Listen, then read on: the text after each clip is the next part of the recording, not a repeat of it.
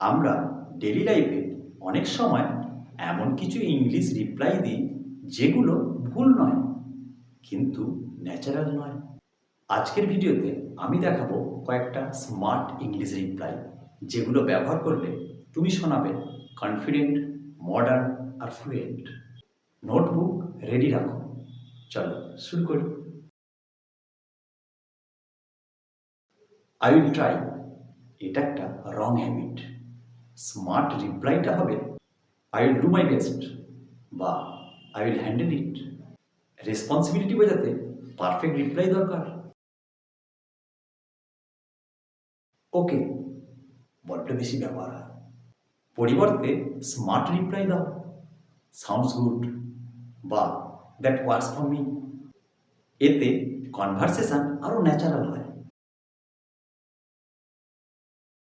What বড় Bengali tone.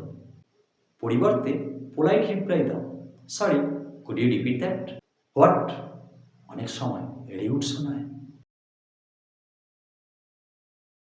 I can't, এটা বড় ডাইরেক্ট হিট করে। পরিবর্তে স্মার্টলি বলো I am not available right now বা বলো মেবি অ্যানাদার টাইম। নেগেটিভ না হয়ে রিফিউজাল পোলাইট হোক।